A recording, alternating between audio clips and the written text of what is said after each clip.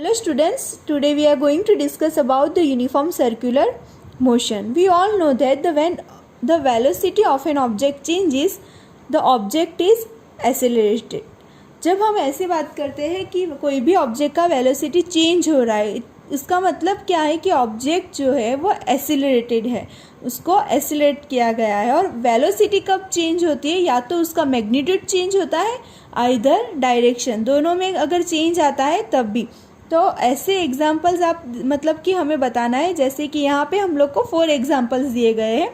First is rectangular, second is hexagonal track and third is octagonal shape track. हमें ऐसा imagine करना है कि सपोज एथलीट जो है वो ये इस तरह से रेक्टेंगुलर ट्रैक पे रन कर रहा है, तो उसको कितनी बार डायरेक्शन चेंज करनी पड़ेगी? तो 1 2 3 एंड 4 टाइम्स उसको डायरेक्शन चेंज करनी पड़ेगी जब वो यहाँ ऐसे ट्रैक पे रन कर रहा है। तब अगर उसका जो डायरेक्शन चेंज हो रहा है तो ऑफकोर्स वेलोसिटी भी चेंज होगी। अगर बात करें हेक्सागोनल की तो 6 टाइम्स उसको चेंज करना पड़ेगा डायरेक्शन, तो डायरेक्शन चेंज होगी, यहाँ पे भी वेलोसिटी।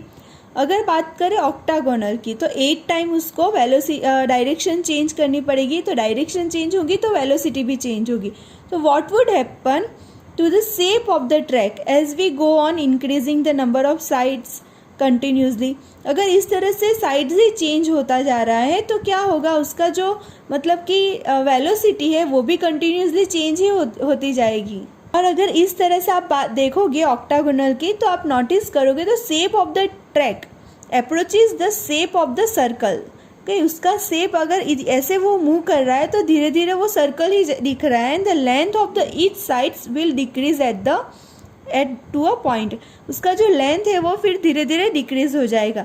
अगर हम बात करें सर्कुलर पाथ की, if the athlete moves with a velocity of a constantly magnitude along the circular path, तो यहाँ पे भी अगर एथलीट मूव कर रहा है तो उसका वेलोसिटी चेंज होगा, क्योंकि उसका डायरेक्शन यहाँ पे कंटिन्यूसली हर एक पॉइंट पे चेंज हो रहा है।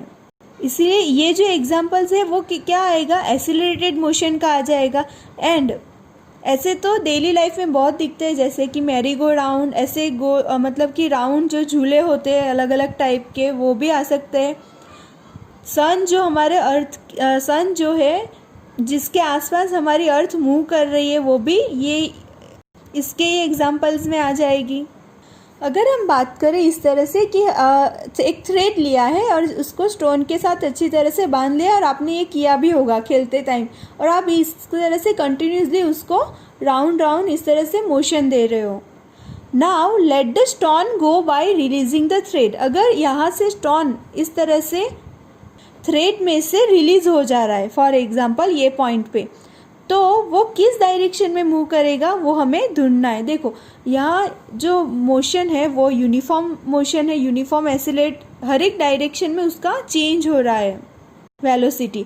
तो फॉर एग्जांपल ये पॉइंट पे है तो तब भी उसका वेलोसिटी चेंज होगा, हर एक पॉइंट पे उसका वेलोसिटी चेंज हो रहा है। तो अगर यहाँ थ्रेड में से स्टोन रिमूव हो जा रहा है या तो रिलीज हो जा रहा है, तो उसका जो डायरेक्शन होगा वो ये पॉइंट पे जो टेंजेंट बनता है, फॉर एग्जांपल इस तरह से टेंजेंट जो बनता है वो टेंजेंट की डायरेक्शन में जाएगा। यानी कि टेंजेंट कैसे बनेगा? एक ही पॉइंट पे बनता है, तो जो रेडियस होगा, फॉर एग्जांपल ये रेडियस है, तो रेडियस से परपेंडिकुलर होगा, 90 डिग्री बनना चाहिए।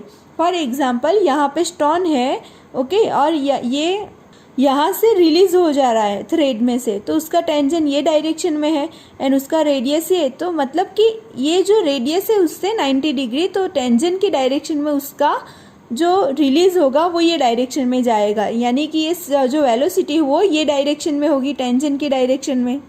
मतलब कि अगर स्टोन यहाँ से रिलीज हो रहा है तो वो ये डायरेक्शन में मूव कर जाएगा।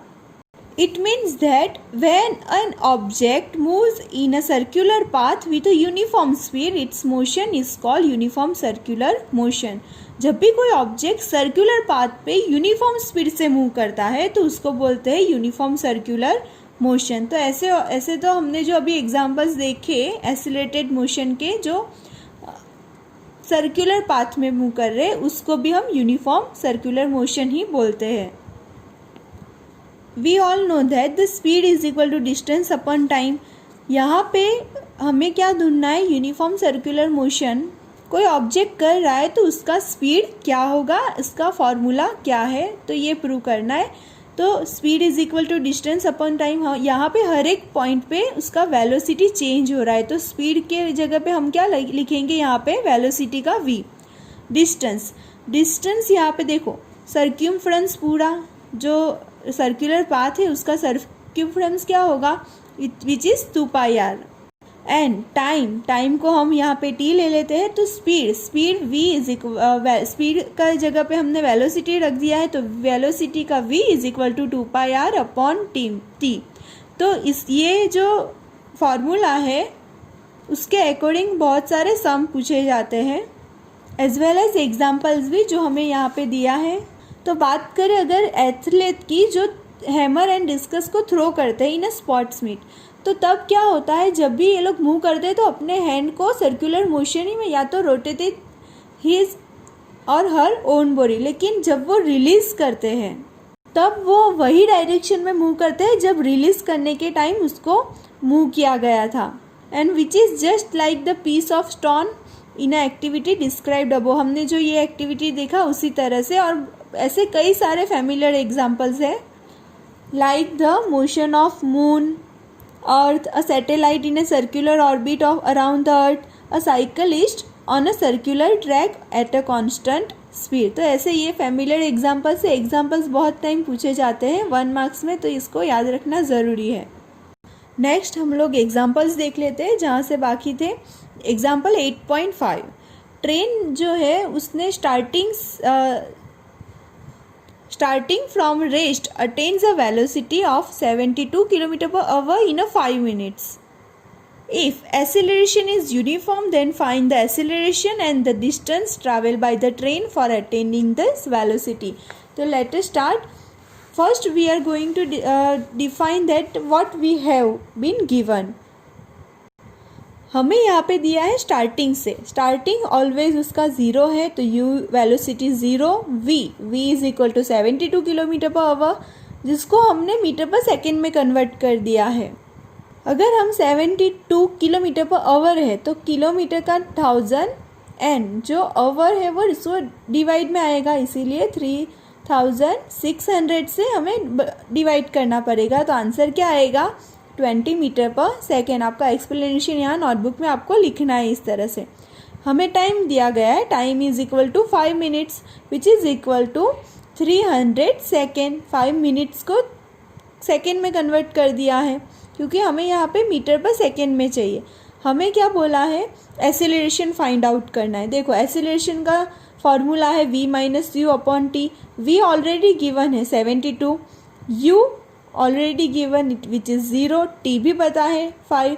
हम क्या करेंगे, वैल्यू पुट डाउन करेंगे, 20 minus 0 divided by 300 second is equal to 20 divided by 300 which is equal to 1/15 metre पर सेकेंड स्क्वायर। हम इसको एसेलरेशन को ऐसे ही रहने देंगे। नेक्स्ट हमें क्या फाइंड करना है, डिस्टेंस। अभी डिस्टेंस फाइंड करना है तो हम कौन सा फॉर्मूला लगाएंगे वो पहले देख लेते हैं। हमारे पास 3 फार्मूला है। ओके देखो फर्स्ट वाला है उसमें तो डिस्टेंस दिया ही नहीं है तो हम ये वाला नहीं लगाएंगे। सेकंड वाले में हम अगर देखें तो डिस्टेंस भी है, वेलोसिटी भी है, लेकिन हमें यहाँ पे पूछा गया है distance travel by the train for attending this velocity. तो कौन सा लगेगा, ये वाला v² माइनस u²। तो हम ये फॉर्मूला लिख देते हैं 2as is equal to v² - u², जिसमें u is equal to 0 then is equal to v² minus v² - 0। इसलिए फॉर्मूला क्या बनेगा, 2as is equal to v²। What we have to find, we have to find s distance, s is equal to v² upon 2a। हम 2a को ये sides में ले आए, v का वैल्यू पुट डाउन कर दिया 20 मीटर पर second whole square, 2 multiply by a is equal to 1/15। तो 15 ऊपर चला जाएगा, तो अगर आप इसका सॉल्यूशन करोगे तो आपका आंसर आएगा 3000 metre which is converted into kilometre which is equal to 3 kilometre. तो we have to find distance and acceleration. Next example 8.6, एक कार है जिसका हमें accelerate uniformly from the 18 to 36 kilometre in 5 second. तो हमें एसेलरेशन ढूंढना है as well as distance cover by the car in that time. देखो हमें यहाँ पे पोजीशन टाइम का फॉर्मूला लगाना पड़ेगा। u है, vb है, u एंड v दोनों को हमने मीटर पर सेकेंड में कन्वर्ट कर दिया है। जैसे यहाँ पे हमने multiply by 1000 and divided by 3600 से किया, उसी तरह से टाइम दिया गया है, एसेलरेशन का वैल्यू रख दिया, एसेलरेशन का फॉर्मूला भी रख दिया, उसके अंदर वैल्यू रख दिया। तो आंसर क्या आया हमारा 1 मीटर पर सेकेंड स्क्वायर।